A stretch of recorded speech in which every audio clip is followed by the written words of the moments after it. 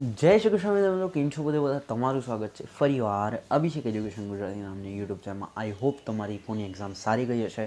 આ વિડીયોમાં જોવાના છે છેલ્લા દિવસનું પુનરાવર્તન, સ્ટેટનું કઈ રીતે તમારે કઈ રીતે કેટલા ટાઈમમાં શું કરવાનું છે, બરોબર છે, એ બધું જ ડિસ્કસ કરવાના છે. તો ચાલો સૌથી પહેલાં આઈ હોપ તમે 8 વાગ્યા સુધી આ વિડીયો જોઈ રહ્યા છો, બરોબર છે. અને 8 વાગ્યા પછીનું હું તમને પ્લાનિંગ આપવાનું છું કઈ રીતે તમારે કરવાનું છે. 9 વાગે આપણું લાઈવ રહેશે, એટલે બી રેડી અબાઉટ દેટ. ઓકે, તો જો 8થી લઈને 9 વાગ્યા સુધી આ કલાકમાં તમારે ખાસ કરીને તમારે કયા કયા ચેપ્ટર કરવાના છે, તો બીજું ત્રીજું ચોથું, પહેલા ભાગનું બીજું ત્રીજું ચોથું ચેપ્ટર કલાકમાં કરવું પડશે.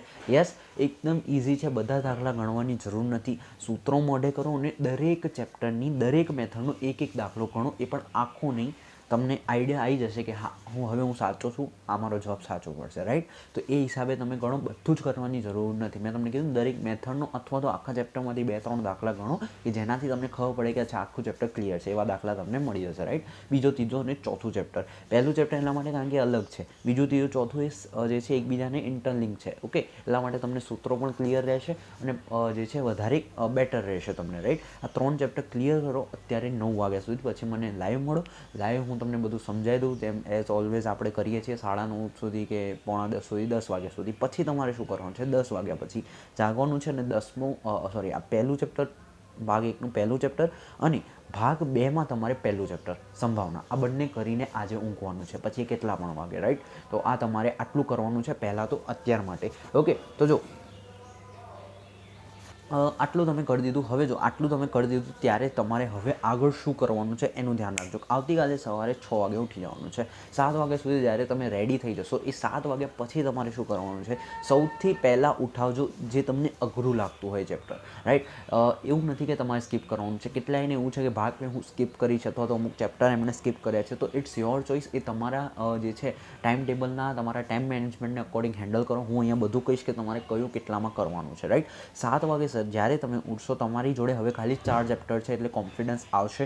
મોટાભાગનું થઈ ગયું છે. 60+ માર્ક્સનું તમને આવડી ગયું છે, કારણ કે 60 પણ નહીં, 70 માર્ક્સ જેટલું આવડી ગયું છે. 60, 65, 70 જેટલું. ઓકે, તો હવે તમારી જોડે 4 ચેપ્ટર છે, બાકી રહ્યા 40-30 માર્ક્સ, બરોબર છે. તો એ તમને ખબર છે હવે મને કે કોન્ફિડન્સ આવશે તમને, રાઈટ. તો હવે તમારે શું કરવાનું છે, સૌથી પહેલાં લક્ષ વિકલન, જે તમને મારા હિસાબે અઘરું લાગતું, કાં તો પ્રમાણે વિતરણ જે અઘરું લાગે છે એ તમે ચેપ્ટર ઉઠાવો. અહીંયા હું પ્રમાણે વિતરણ લઉં છું બધાને સામાન્ય રીતે. તમને જે અઘરું લાગે છે એ ચેપ્ટર ઉઠાવો. 7 થી 8 કલાક સુધી, બરાબર. 1 કલાક ઇનફ છે, 60 મિનિટ બહુ ઇનફ છે. કેટલાય દાખલા તમે ગણી શકો છો, રાઈટ. અને રિમેમ્બર કે બધા દાખલા આખા નહીં ગણવાના, નહીં તો બહુ ટાઈમ જશે, રાઈટ. તો બહુ ફાસ્ટ ગણવાના છે દાખલા, ઉપરથી ગણવાના છે, રાઈટ. તો એ તમને ખબર પડતી હશે કે રફ વર્કમાં કઈ રીતે દાખલા ગણાય. ઓકે, ચલો. તો પ્રમાણે વિતરણ એ તમને કહી દીધું. સૌથી પહેલાં 8 વાગ્યા સુધી એ કરવાનું, થોડો રેસ્ટ લો. પછી તમે ઇઝી ચેપ્ટર લો. 8:15થી લઈને 8:45 કાં તો 9 વાગ્યા સુધી તમે એ 45 મિનિટમાં બીજું ચેપ્ટર કરી શકો છો, રાઈટ. બહુ નાનું ચેપ્ટર છે, કંઈ છે નહીં ચેપ્ટરમાં, રાઈટ. તો એ બીજું ચેપ્ટર નાનું પણ છે અને સારું પણ છે. 9 વાગ્યા સુધી એ કરી દો. હવે તમારી જોડે માત્ર 2 ચેપ્ટરો રહ્યા છે, લક્ષ અને વિકલન. તમારી જોડે ઇનફ ટાઈમ છે. 9થી લઈને 12 વાગ્યા સુધી, 9થી 10 તમે અકોર્ડિંગલી મેનેજ કરી શકો છો લક્ષ, અને 10થી લઈને 11 વિકલન, કાં તો 11:30, 12 વાગ્યા સુધી ઇનફ છે. 12 વાગ્યા પછી બધું બંધ કરી દો, બરાબર. આ જે હું તમને કહું છું ને ચેપ્ટર, દરેકમાં યાદ રાખજો આ વસ્તુ, બરાબર છે. દરેક ચેપ્ટરમાં યાદ રાખજો. જે હું તમને MCQ અને થિયરી મેં તમને કીધી છે, સેક્શન E અને B, આ દરેક ચેપ્ટર ક્લિયર કરો. એની સાથે સાથે NB સેક્શન આવી જવું જોઈએ. જેમ કે મેં તમને કીધું કે ભાઈ લક્ષ અને વિકલન, લક્ષ જે છે 9થી 10માં કરો તો લક્ષના દાખલા પણ આવી ગયા અને સેક્શન E અને સેક્શન B પણ આવી ગયો. Okay, I hope you understand, બરાબર છે. એવું નથી કે સેક્શન E અને સેક્શન B છેલ્લે કરો, રાઈટ. એવું નહીં, ટાઈમ જ નથી તો ક્યાંથી કરશો.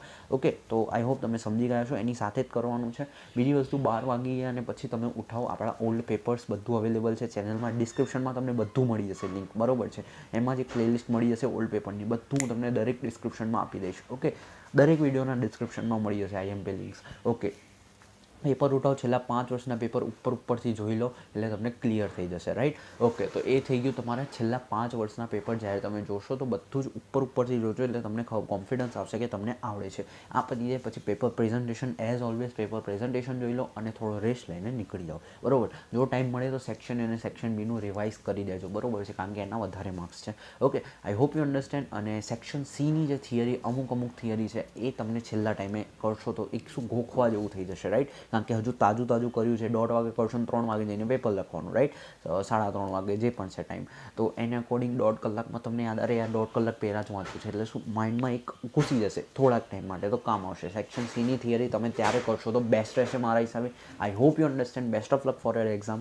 નીચે ડિસ્ક્રિપ્શનમાં બધી લિંક્સ પડી છે, જોઈ લેજો, જે તમને કામ આવે એ બધી જોઈ લેજો. 9 વાગે મળીશું, ત્યાં સુધી જય શ્રી કૃષ્ણ.